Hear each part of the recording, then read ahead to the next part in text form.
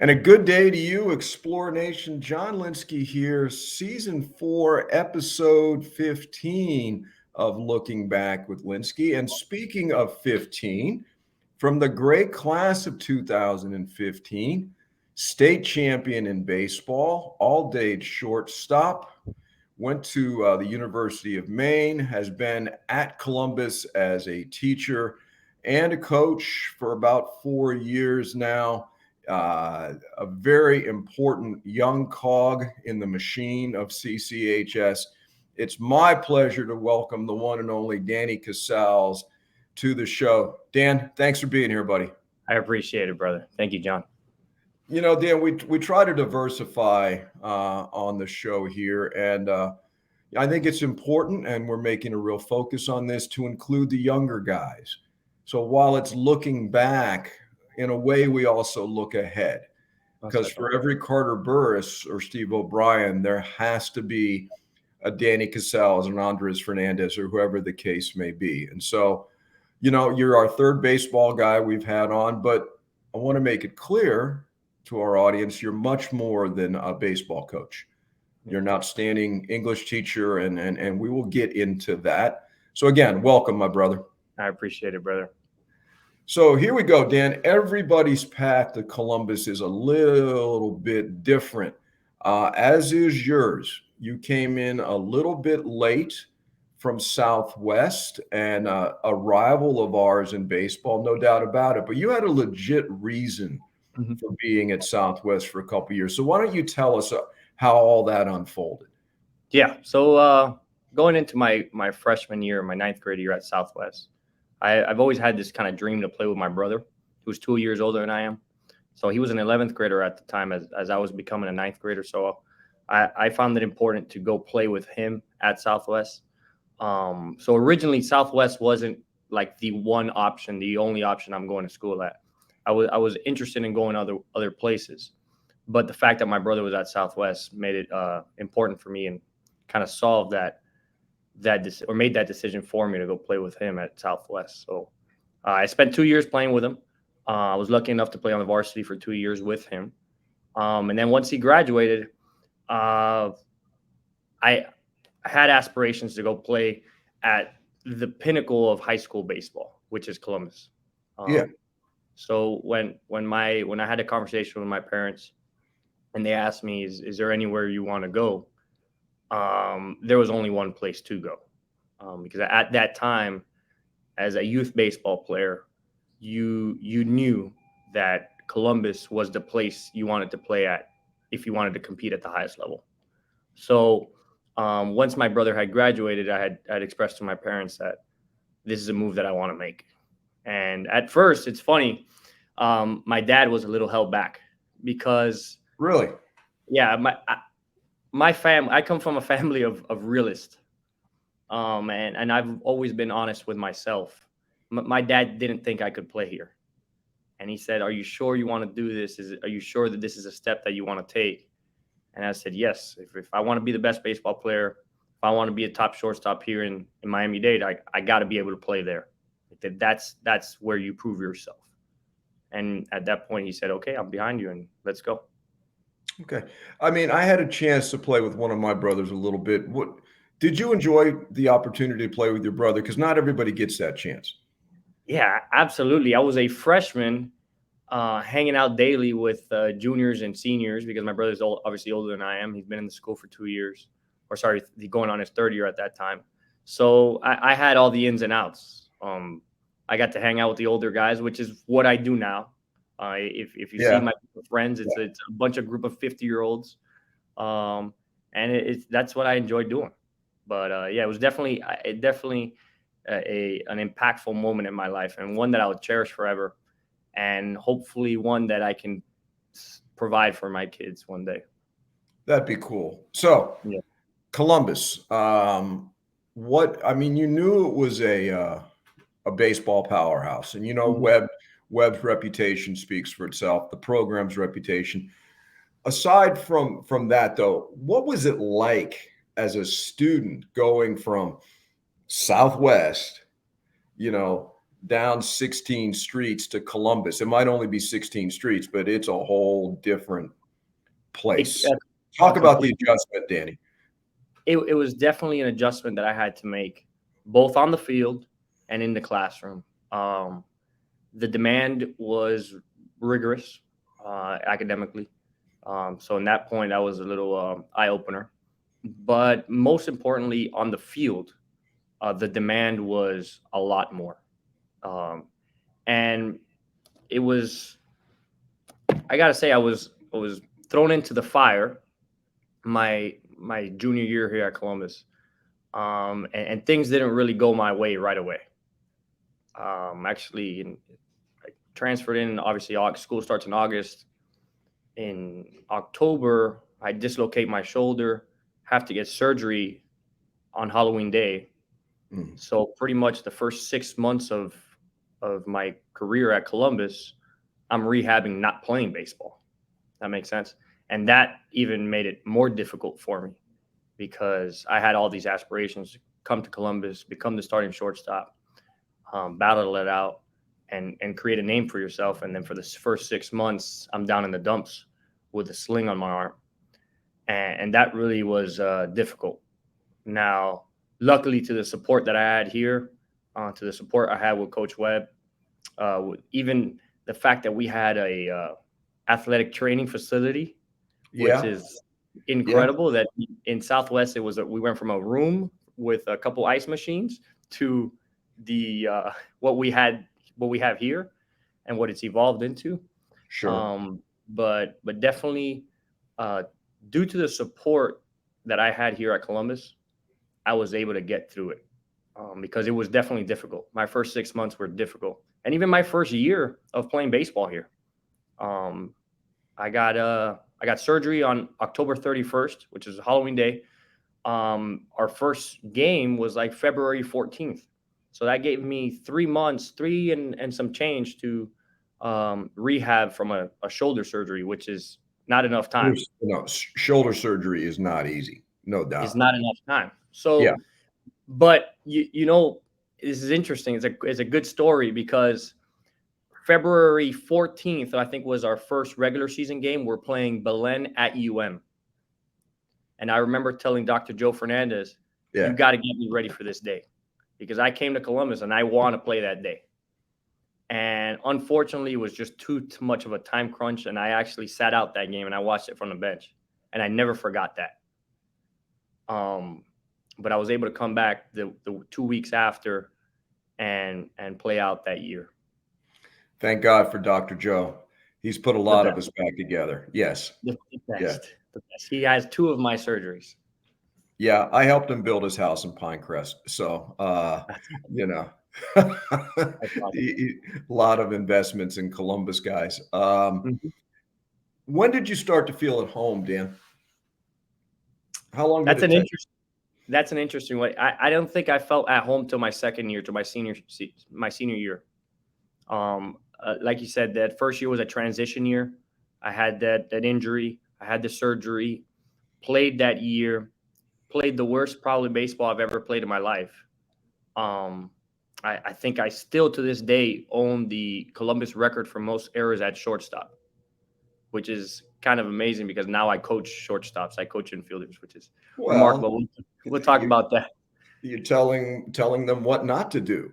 I know exactly what not to do.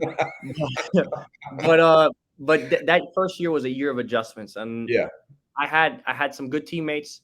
I had Coach Webb put the utmost trust in me and confidence in me. I played with Nelson Montpierre, who was still a good buddy of mine, who caught at FIU, caught at Missouri, and played with the Mets, and now is a scout with the Mets. He helped me along the way, but really my senior year is when I felt at home, right? I felt like I had all my friends. I felt the confidence of playing baseball again after a full summer with the team. My best friends, probably one of my best men at my wedding was my best friend here at Columbus, Nick Silva. So that group right there, that my senior year is when I felt at home. Good. You know, Dan, you touched on something. Coach Weber has a unique style. where Webb is demanding. He's pretty much a black and white kind of guy. It is or it isn't. He's a pragmatist. Yet at the same time, he has a way of instilling confidence and faith in his players, and that's a unique balance as a coach. Yeah, the people outside baseball, outside the baseball office, don't understand how remarkable Webb is and what he can do to a player's mind. Um, I gave my junior season, I gave Coach Webb every excuse to sit me down, to just throw me away, put me in the back of the dugout, the end of the dugout, and say I'm not going to deal with him again. But he didn't do that. He kept with me the entire time, because he understood that I was going through some things and I was going through some transition year, especially with an injury that is difficult. That is difficult on a 16-year-old kid, and he really instilled that faith and trust in me that I could get the job done. And it ended up working out the following year. Well, yeah, because I don't know if you had a loss of confidence or a questioning of faith in yourself, but I've never seen anybody, or very few people anyway, keep a kid positive while still holding him up to standards the way Webb does. Absolutely. It's pretty amazing. Yeah. Absolutely. And it comes from his communication. His communication is very clear on what he wants. I want you to do this. Yeah. And that's one thing I've learned as a coach. I played under him. I've coached with him. And that's one thing that's very clear with him. The way that he communicates is incredible. And it's honestly something I look up to. Yes, I couldn't agree more. You guys had a remarkable run your senior year in 2015. When you look back on that season, and there were so many highlights and so many dramatic games, what are some of the things that stand out to you? And also, when did you get the sense that you guys could win it all? Man, two-part question. So let me answer your first one. The highlight of that before that state championship run, Belen Columbus. Yeah. Right. Yeah. It was a rivalry I will never forget. Yeah. As a junior, I wasn't able to play in that game. As a senior, I wanted to relish that entire game and make sure that we had an impact and we were remembered for years to come. I never forget that day. It was 0-0 ball game in the 8th. Yeah. At FIU, I was able to hit a home run and win the game, and that just propelled us forward into, I think we finished on a 16-game win streak, and into our state championship run. We ran into some great teams, some great ball clubs. I remember regional quarterfinals home against Palmetto, regional semifinals on the road at South Dade, which is a hell of a game. 1-0 run-0 ball game. I think we got done in about an hour and 15 minutes. And the best part about that is Webb has this tradition of that we always stop at Nosberry Farm before South games. So we have a regional semifinal game, and I'm coming from the mindset of, hey, this is business. We got to get things done. And then all of a sudden, the bus stops at Nosberry Farm, and everybody's stuffing their face with strawberry shakes and cinnamon rolls.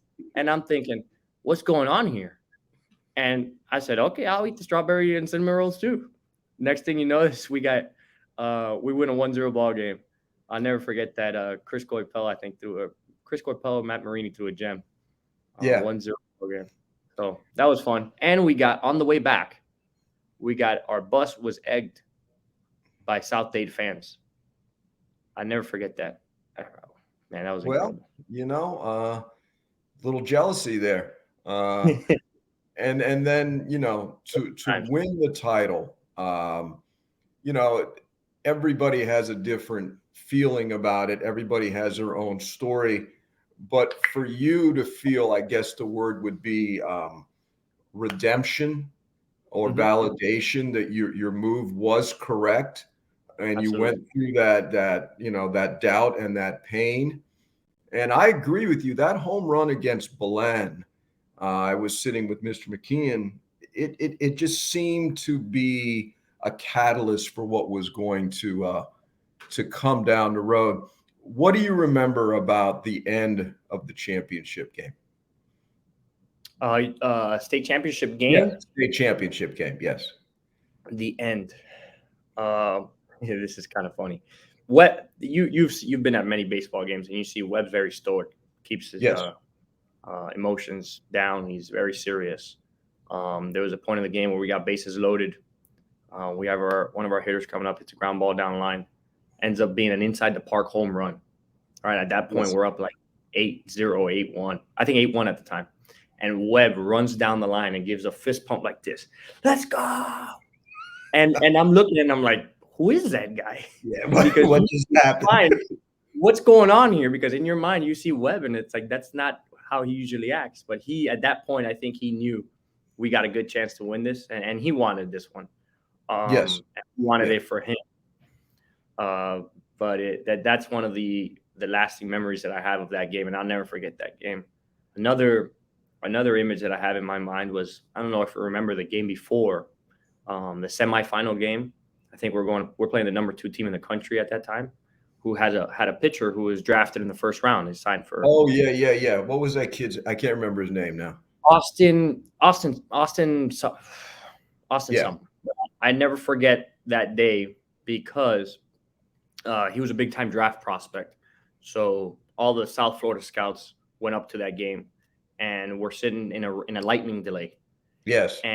And one South Florida scout comes to us and say, "Yeah, guys, if he's on, you guys are done." And I had a couple choice words for that guy, and I was an 18-year-old kid who was ready to go. And lucky, I think I eliminated myself from ever being drafted by that team that day. Because I wasn't going to take that, right? That he was basically telling us, you guys have no shot. Wow, we had just prepared 6 months, a year for this, and then we weren't going to take that. And I think that fired up the team. Good. I mean, you're a competitor. You're not going to listen to that guy, you know. You end up going to the University of Maine. And if you think about, are there 2 more diverse locations in the United States of America? Hard pressed to find anything more different than South Florida and Maine. Mm-hmm. Talk about, and they're known for their baseball, which is amazing considering how it's winter all year up there. Yeah. Were you afraid of that? I don't know if afraid's the right word. Did you have concerns about that whole culture shift, geography shift, climate shift, everything? Or did you just want to play baseball that bad you didn't care? It may seem remarkable, but I had no fear at all. And partly it has to do with Coach Webb. And I hate to bring him up and he sound like a broken record, but Webb instilled trust in me. He had a lot of faith in me. So I then reciprocated that, right? I trusted him. And he told me, Danny, you need to go to a place where you can play. And I think this is a place that you can play. Financially, it's going to put you in the best spot to succeed for the rest of your life with a scholarship. And you're going to have a chance to play and continue your career. So I said, all right, coach, let's do it. And then I went to Maine. But I didn't have any fear of a culture shock, partially because my best friend, my roommate, Nick Silva, we were going together. That's true. You're going with Nick. And Mendoza had been there before. So Mendo had been there before, and there was Chris Garabedian was up there at the time as well. So there was a string of Columbus guys who were up there. So it kind of sort of felt like home, just 10 degrees. But if you could get past the cold, you were all right. Yeah, that's a pretty big if, but you did. So you enjoyed your time at Maine. Absolutely. I think it's one of the best decisions I've ever made in my life. Besides my wife, that's the best decision I've made in my life. And that was the most important thing you could have said right there, Dan. Yes. Very well played. So you get drafted by Milwaukee. And what were your thoughts about that and giving the next level a try and just because a lot of guys don't talk about, you don't get a chance to hear about this, what it's like to go into, professional baseball at the entry level and talk about a culture shift there Relate Mhm. your experiences a little bit so people understand everybody thinks it's so glamorous out there, and it's just it's not. Most definitely. I mean, um, I think my route in professional baseball was a little different because I went into it with a different mindset in the sense of I got injured my junior year of high school. I got injured my sophomore year of college. I got injured my senior year of college. So I signed with the Milwaukee Brewers already hurt. Yeah. And not knowing if I was going to continue playing baseball because going through three shoulder surgeries within the span of 6 years is not fun. No. But it was always a dream of mine to play professionally. So when the Brewers called, I said, "Let's do it. Let's go. I have to check this off." And I did exactly that. I checked it off my list. But I can remember I had a great season. I actually played with one of my Columbus teammates at Jackie Urbias. So we were in the Oh, minor yeah, league Jack, season. yeah. We played with the Brewers together. And I remember going to the ballpark and telling Jackie, "Hey, I hope that I'm not in the lineup today because my body does not feel good." I was at this point where I was hurting. And in order for me to play baseball at a high level every day, I had to do a lot. Um, and it wasn't fun anymore.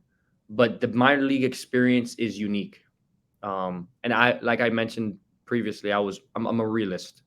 I'm always honest with myself. For me to make it to the major leagues, I needed a lot of good luck, especially the way that I was injured. So um, my experience was fun. I enjoyed it, but I knew that I needed to move on with my life. Okay. So I remember sitting in the hotel on an off day, and Coach Webb calls me and he says, this is how Coach Webb always is. He's like, "Hey, you ready to come down here and coach with me?" And I'm like, you would think like I'm here in the minor leagues trying to live my dream, and you're telling me to do something else. But that's how he is. And I was like, "No, I'm not ready." Then I hang up, and I'm like, "Oh, am I ready?" Yeah. And quite frankly, I've always had felt a calling to teach. And we'll talk about that later because of the Mhm. teachers that I had here and the mentors that I had. So um, I I knew when I signed with the Brewers that I'm checking this off my list, but it's not something I want to do for a long time because the lifestyle is different. It's difficult. Your hours are tough. Your pay is not good. Um, but it's something I had to do. Yeah, you don't wanna look back, when you're my age, and say, woulda, coulda, shoulda, what if? So Mhm. you check Yep, that box. I checked. You've mentioned education. Not to be stereotypical, but this exists for a reason. Baseball players in high school, many of them are not what you might say academically inclined, okay? You're And absolutely the right. minor leagues are full of guys that were not academically inclined. Yeah. You were always academically inclined. I think it's fair to say that Columbus offered you not only a chance to play baseball, but a chance to get a great education. And Yes. talk about, you're a tremendous English student. You're great with the written word and all that. Talk about your love of literature and English and, liberal arts, if you will. Well, uh, it's funny because I was always a great student, like you mentioned. But I never truly had any passions in school. I just was able to figure things out. I was able to do my stuff. I was able to do my things. But my senior year, I was able to. I took Lim Force's class in English class, and I took his hopatology class, and I also became a part of the log. He Yeah. he pulled he pulled me Yeah. aside. He said, "Hey Dan, why don't you try this out?" And I started writing sports stories. Yeah. And I think it was the first time that the log was ever put online. So I think my story was one of the first ones that the log ever went Yeah, to when the we internet. transitioned from paper. Yeah. Yeah, yeah. So that was like this first spark, and like, hey, this is kind of fun. I should pursue something like this. And then it's actually what I ended up studying in Maine, which was journalism. So Okay. I majored in journalism, and then I got a minor in leadership studies. But Bob's class was what was the catalyst for that career. So that set it off. And for people that may not be familiar, you mentioned we always called it habitology.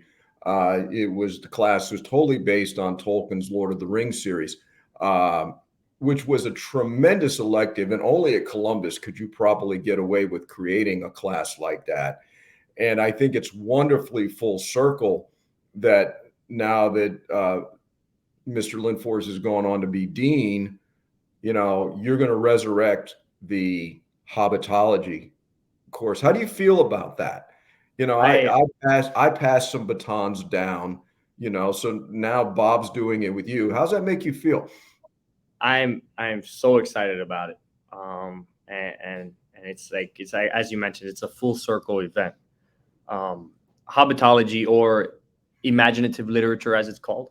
Is that the Um, real name? I never knew the real name. Imaginative. Well, tell you what, there's even an honors imaginative literature. It looks great Oh on the my college God. app. Ima- But I never knew it had a name.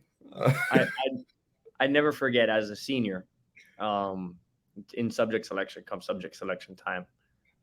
There was two classes that you had to take, right? There was World War II with Linsky, and there's imaginative literature with Bob Limfors. Now you ruined that for me because Sorry. you decided to become an administrator. Blame Pugh and McKeon for that. Not my fault. But I took it with a second go with O'Brien. So I took World War Yes. II with O'Brien. But that's a classic must take class at Columbus. And then imaginative literature, which I had no clue about. I didn't know it was a Yeah. Lord of the Rings. I didn't know anything. They just told me you need to take this class. So I took the class, and when I fell in love with the Lord of the Rings realm, well, the realm of Middle Earth, and it's something that the Linforce is the best teacher to teach that class. Um, Agreed. just because of his tone, his expansive knowledge on Tolkien's work, which is remarkable to this day. We were just texting the other day about um, the these random Middle Earth habitology stuff, and my response was, "How do you know that? That's not in anything in any literature." And he goes, "How do you know that?" And he goes, "I just read." Yeah. Funny what happens when you read. And what I like about that class is, as you know, because Columbus is so diverse now, and there's so many different kinds of kids, that it gave that niche of kids a place to go. Mhm. And I think it's very important for everyone to have a niche at Columbus. And now you're going to fill that role. And that's really I love that whole full circle thing. Yeah, it's Um, definitely something I'm looking forward to. so Webb calls you, you ready to coach. Had you thought about teaching though too? Or Yes, you had? Okay. it's but it's something that I have always kept internally because, as you can imagine, educators you don't do it for the salary, right? It's a calling, it's a vocation. Yeah. Um, so I had that internally that I want to do this, but you struggle with the stigma of, hey, you need to make money as well. Yeah. So that's what I was fighting. So when he told me that, it just sparked that interest again. So that's what kind of moved me in that direction. You know, when the whole thing came up and we knew how badly Webb wanted you to coach, and we wanted, as you know, hiring Columbus guys is very important to our traditions and our stability.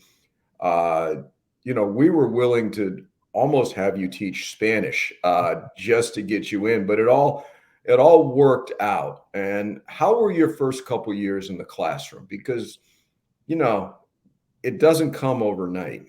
No, but if funny enough, my first year teaching obviously was at another school. I was teaching language arts to sixth and seventh graders in the school in Doral, and coming off of a 14-hour work day to a $200 paycheck, then going into teaching, like I'm telling all of the other teachers, like, this ain't work. This is not work. Like, this is fun. The hours are great. I think the pay is great based on what, because I'm comparing on what I Yeah. was doing in minor leagues. Yeah. So the other teachers in that school were telling me how difficult it's being and how all these stuff is challenging. And I'm like, man, I think I'm at a great spot. But I didn't know, obviously, because I didn't have the experience. But transitioning to the classroom was always something wasn't difficult for me. And I think it's because I had always had that calling, that vocation. Like I was meant to do this. Like Nice. this is where I'm meant to be. It's nice when you know that, isn't it? Yeah, Yeah. definitely. It's uh it's it's not something that happened overnight. And I thought about this a lot. I remember sitting in classes thinking, wow, I know exactly what the teacher is saying, but I can teach it to the guy next to me completely differently and he'll Yeah. understand. Yeah. And I remember having those experiences. Yes. I know exactly. Yeah. We all have. Mhm. And sometimes it's important to learn what not to do, you Absolutely. know. So many of us have come back to work at Columbus. It's what we do. But what's an unusual thing, it's one thing to come back and be a teacher with people you had as teachers. Because at the end of the day, while you still want to call them Mr. or Ms., whatever, you don't really encounter them all that much. You see them in the hallway, in the lounge, whatever the case may be. But when you go back to join the coaching staff, that was basically the coaching staff that coached you. Mhm. We've all been through that, those of us that have coached. There's some dynamics there. Explain, I know how it was for me, but explain how it was for you to come back and now, yeah, you're coaching with Webb and all the other guys that were in that dugout with you. Definitely. One important lesson that I learned fairly quickly was um, I needed to learn how to be an assistant coach. Okay. What do Um, you mean by that, Dan? there's a big difference. Webb is our head coach, and we move in his direction. And everyone needs to move in his direction. That's incredibly important because the kids can feed off of that. So, Absolutely. Yeah. and entering a coaching staff, especially as someone at an early age, a young age, you also need to be cognizant of everybody else's experience. All right. Yes, I played baseball. Yes, I played at the college level. Yes, I played at the professional level. But these guys have been doing it for 30 years. Yeah. They have some experiences that I don't have. So there are times where you need to learn when to be quiet. And I still struggle with it now. Because I want to go. I want to go. I'm the young gun ho guy. Let's do it. But there's time where you need to be quiet and you need to listen. And there's Um, only one way to gain experience, and that's with time. with time. Yeah. And I that's a very perceptive answer by you. Because if you do come in at 20, whatever, with all the answers, you're not going to get anywhere. You're not going to get anywhere. You're going to be rejected by everyone. Yes. Yeah. And and the way that I was able to earn my respect and the way I was able to earn my Gary, Coach Benitez, Coach Doskow, Webb, the way that I was able to earn my respect, it was through my work, was through my willingness to stay with the kids extra time, to not take a day off, not take any practice off, just work as hard as you can. And not only do the coaching staff respect that, but the players do as well. And then at that point, you're doing your job at the end of the day, which is helping pass along the head coach's message to the players. And the fact that you played and you're still relatively young and you're working with kids that play the position you played and all that, that certainly helps. But I think also, given your life experience, albeit young, you have some insights you can share with these kids, because we both know the coaching lessons that have nothing to do with the playing are actually the most important.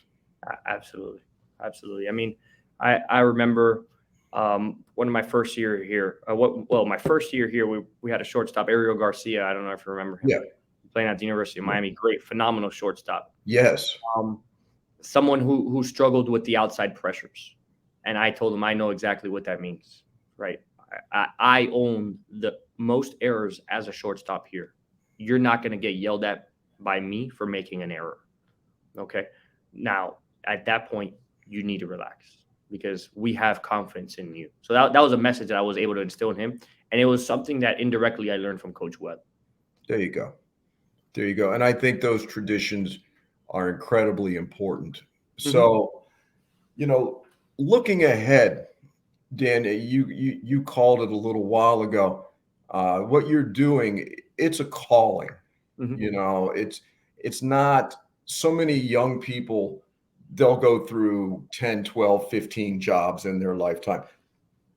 You're an educator and a coach, and that's the same thing. It's the same thing. Teaching is just coaching inside, and coaching is just teaching outside. That's all. Do you ever imagine doing anything else? I don't, man. This is interesting because I was just having this conversation with my wife. My wife, I'm fortunate enough to have she's a doctor. So shout out to her. Yeah, you outkicked your coverage, Dan. Yes, you definitely did. She allows me to do this job. She allows me to come have fun over here. But we were considering, because in the doctor process, you got to get your residency, and you could be shipped to wherever. Luckily, she got her top choice at University of Miami, so she's doing a residency here. But if I had to move anywhere else and do another job, I told her I don't know what I'll do, because this is what I am. And I don't think and it's interesting because I'm a teacher at Columbus, I'm a coach at Columbus, and that's what I think I am. You know what I'm saying? Because I don't think I can teach at another school, because I have a special bond with these students, because I have a unique perspective on what it's like not to be here. That's true.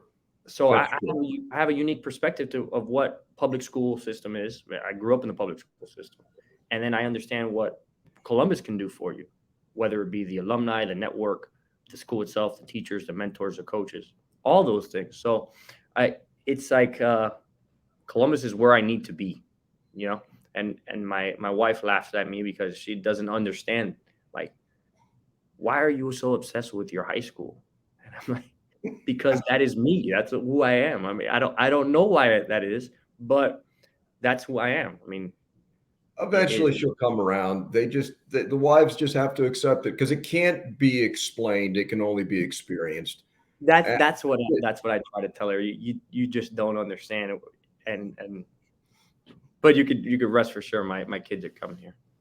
Well, yeah, they better. We try not to be too serious with this stuff, but the fact of the matter is, our traditions are very deep, and we're getting to the stage where because people don't leave Columbus, obviously, but eventually, age and time, etc., the transitions of life. It's very important that the guys your age step up and carry it forward. Are you guys in your age group? You are aware of how important that is, aren't you? Absolutely. And then we understand that the future of Columbus lies in our hands. If we don't continue the hard work that guys like yourself, O'Brien, Webb, Linforce, if we don't continue that hard work, we have ruined their legacy. That's how I view it, and that ain't gonna happen. Especially for example, in the baseball field, it'll be a cold day in hell the day I let Webb's legacy go to ruin. That makes sense. So that's very important for me, and the fact that the sea changed my life, and I wanted to change others, and in order for that to happen, we need to continue that high level of work, that high level of concentration on what we provide. That's very well said, because we all stand on the shoulders of giants. I mean, I know who got me to where I was at Columbus, and now we feel very compelled to pass it on to you guys. And it's nice to hear that you understand we got to keep this going. We can't let it change, and we can't let it falter. So your kids can go to Columbus one day. Absolutely. And they can go to the Columbus the same Columbus that I experienced, Yeah. which is Yeah. very. I Which is couldn't agree more. And which, listen, as we said at the beginning of this, so much of it is looking back, but it's important also to look forward and to understand, and for people watching and listening, that Columbus is in very good hands, and we're very proud of what you and the other young guys are doing. So, Dan, I know you got to teach pretty soon because you are a teacher, Yep. and you take it serious and you're prepared. So I'm going to let you get ready for class. And hey, man, I enjoyed this. I learned a lot about you that I did not know, and it was fun. And so thank you for everything you do for Columbus, Dan. Absolutely, man. Thank you, John. And you mentioned it well. It's looking back with Lynskey, but when I say we, the younger generation, have taken from you guys, and that's important. So the future has taken back from the past. So Pay it forward, bro. Full circle, right? I appreciate you, brother. I appreciate you, Dan. Take All care. right, Explore Nation. Great podcast today. So you can see the future is in good hands. These guys are going to work hard. And so your children's children will be able to attend the Columbus we all know and love. So until next time, Explore Nation, take it easy and adelante. Thanks, Danny. Absolutely, brother.